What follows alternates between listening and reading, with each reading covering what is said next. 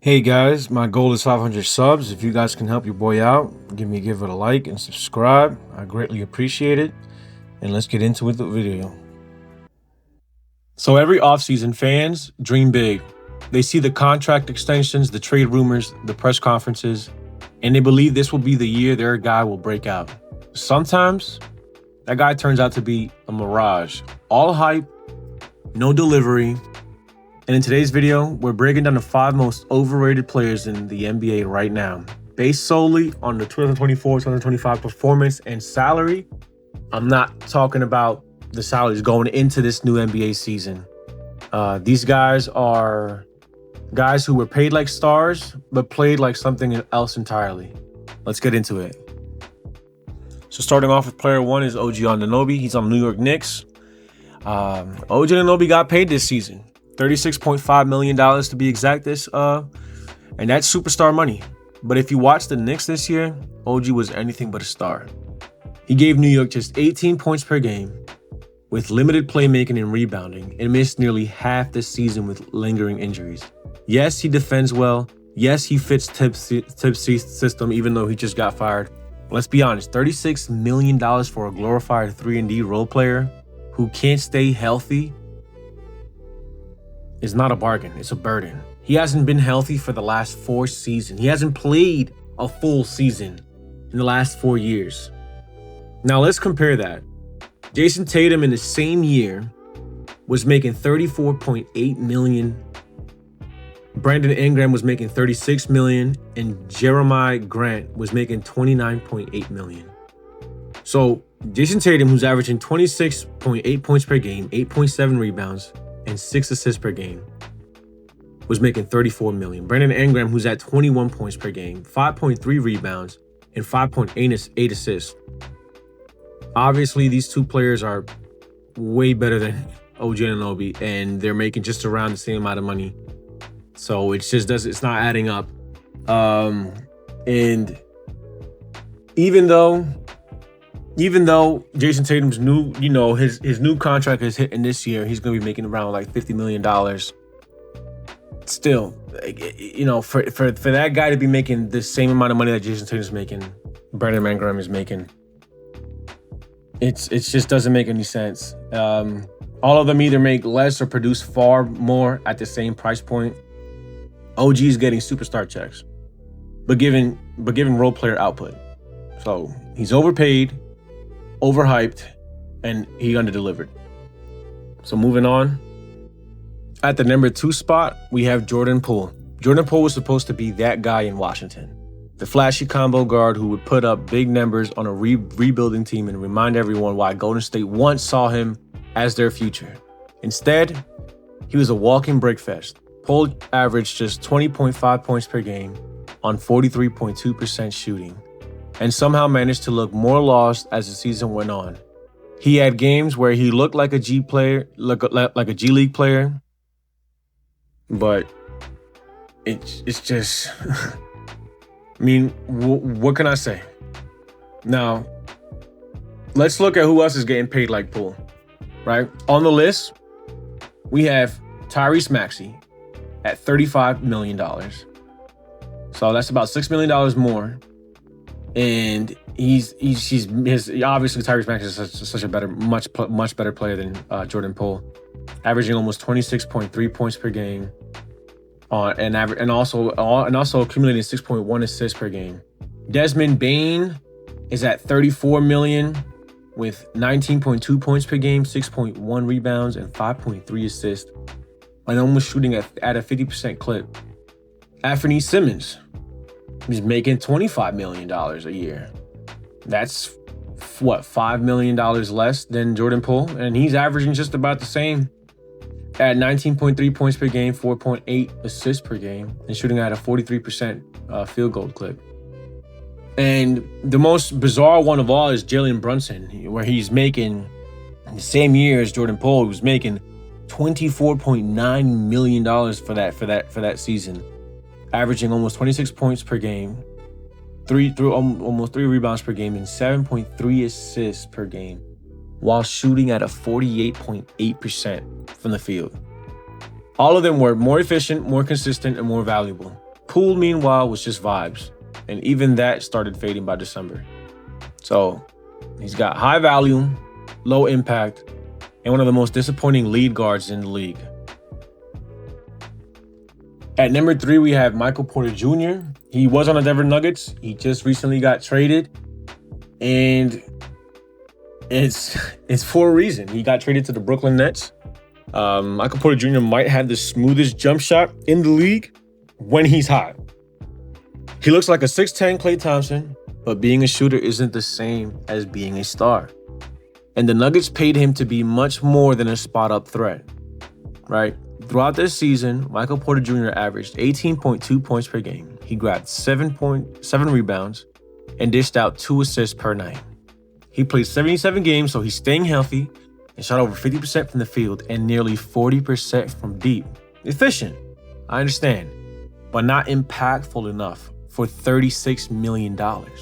Denver needed more than a one-dimensional scorer who struggles to contribute beyond his jump shot. And when we look at similar players that have the almost similar contracts around him, we've got Jimmy Butler at $34.7 million, right? Averaging just about the same. You got Zach LaVine, who's averaging just a little bit more, but making also at $40 million per year this season. Michael Bridges, right? He's nearly about $12 to $13 million less, and he'll give you just about the same thing, except he'll give you, he'll create his own shot. So, and then we also have Andrew Wiggins, who's averaged pretty much around the same thing. 18 points per game, 4.5 rebounds, and 2.6 assists per game, while shooting 45% from the field. And for much less. That's why Denver got rid of him. This contract wasn't making sense, and they had to make a move, and they did. And even players making less than Michael Porter Jr. were giving their teams more playmaking, more leadership, and more consistency. Michael Porter Jr.'s efficiency is real, but so is the gap between his contract and his impact on the court. So, yes, he's a great shooter. He's got elite size, but with average results. He's overpaid for the role he actually plays. Michael Porter Jr. was recently traded to the Brooklyn Nets in exchange for Cameron Johnson and a future first-round pick. A clear sign Denver was ready to move on from his hefty contract in search for more flexibility and shooting depth. So coming in at number 4, we have Deandre Ayton.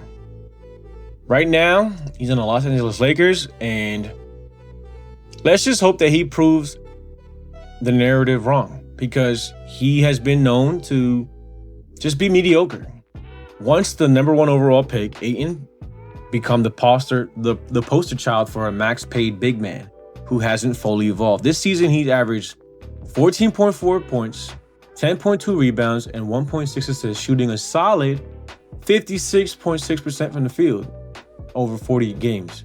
But for $34 million, those are numbers you expect from a rotation star, not a cornerstone. Now compare him to other bigs in the same similar tier. You got Jared Allen making $20 million, averaging just 13.5 points, 9.7 rebounds per game, and almost 2 assists per game while shooting 70.6% from the field. And his contract's only $20 million compared to DeAndre Ayton's $34 million. You have Bam Adebayo, who was a much better defender, just a much better machine than DeAndre Ayton. Bam's at $34 million, making the same amount of money that DeAndre Ayton is making, but averaging more points and just being more impactful on the defensive end. You've got Domantas Sabonis at $28 million, averaging even better numbers. Yeah, Domantas Sabonis making $28 million, and he's averaging 19.1 points per game, 13.9 rebounds per game, and 6 assists per game, while shooting almost 60% from the field.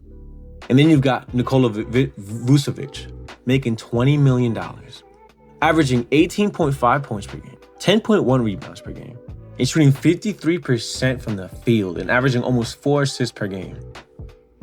That is crazy. For $14 million cheaper, and you get a better big man. So Ayton still drops double-doubles, but he's not delivering max-level impact. relative to his pay. He's a stat sheet filler, not a franchise-altering talent. So hopefully on this Lakers team, he does what he needs to do and gets in the gym, gets dedicated, gets motivated, and plays like how he's how he's getting paid to play. And at number 5, we're coming in at Tobias Harris, which is one of the most insane contracts, I believe, in the NBA right now for overpaid NBA players. At nearly $40 million a year. Tobias has always been a steady professional scorer, but in 2025, he became the poster child for empty calories. He averaged just 13.7 points, 5.9 rebounds, and 2.2 assists, but nowhere near worth the cap space he's heating up. And when the lights got bright, he disappeared. Again, just like other postseasons. Now, if we compare him to other wings and forwards, you can look at DeMar DeRozan. He's only making $25 million, but he's averaging nearly 10 points more. He's averaging 4 rebounds per game and double the assists that Tobias Harris is making. So he's also averaging 47.7% field goal. For nearly $15 million less. You've got Aaron Gordon at $22.3 million, averaging just 14.3 points, 6.5 rebounds, and 3.5 assists shooting at a 55% clip. Think about that. Aaron Gordon. And Tobias Harris is making $40 million. Now you've got Kyle Kuzma, right? I don't care what you got to say about Kyle Kuzma. He's averaging 19.2 points per game, 6.5 assists, 6.5 rebounds, and 4.2 assists per game at a 46.3% field goal. I'll take Kyle Kuzma over Tobias Harris. And then you got RJ Barrett, who's making $27.7 million, averaging 21.1 points, 6.3 rebounds, and 5.4 assists per game at a 47% clip. They all either cost less and gave more, or at least justified their paychecks with these stats. Tobias, he was a max player with, I wouldn't even say mid-level results, honestly. So he's a respectable pro, but nowhere near a $40 million impact kind of guy. And it's honestly, this is one of the worst contracts of the season. And that's why he got traded to the Detroit Pistons, because he was just eating up way too much salary cap. Yeah. So there you have it. 5 players who came into the 2025 season with big checks and even bigger expectations and failed to deliver on both. This isn't about hate, it's about value. In a league where cap space is gold, every million counts. And when you're being paid like a franchise savior, the bar isn't just high, it's sky high. So let me know in the comments who you think is the most overrated player in the league right now. Did I miss someone? Or maybe you think one of these guys deserve a little bit more love. Either way, I want to hear from you. Don't forget to like and subscribe. Turn on notifications for more bold takes like these. This is your boy, Frosted Flakes, and I'll catch you on the next one.